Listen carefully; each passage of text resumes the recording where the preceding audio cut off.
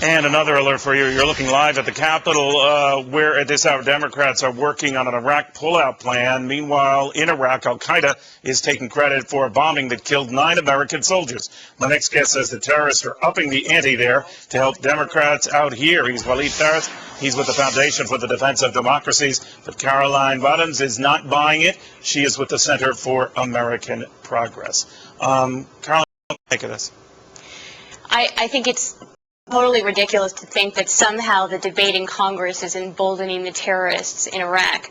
The truth is that the terrorists have wanted to attack us for over a decade and take any opportunity to attack us. Now we're in Iraq and we're vulnerable targets, and they're willing to get us where they can.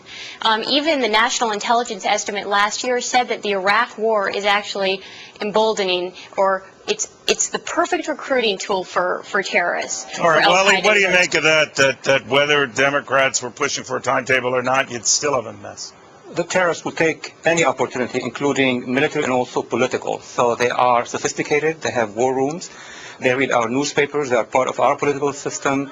Certainly, I don't suggest that there is a coordination directly between the insurgents of the regimes in the region and the political critique of the administration's policy in Iraq. That would be illegal and impossible. But what there is a use by the jihadist movement, by the regimes in the region, of our political debate, not just on the issue of Iraq, on the issue of the war on terror in general, to feed their own constituency and tell them, look, the enemy is divided. Is it going to well, Caroline, that's a good point to follow up on. If you are an insurgent and you know that Americans are increasingly on the fence here, and you know Democrats in particular are talking about a timetable, wouldn't you do anything in your power to speed that timetable? Well, I don't think so. I mean, to say that we should somehow stifle the debate in our country because we don't want the terrorists to be listening to us is absolutely absurd. This is what makes our democracy work.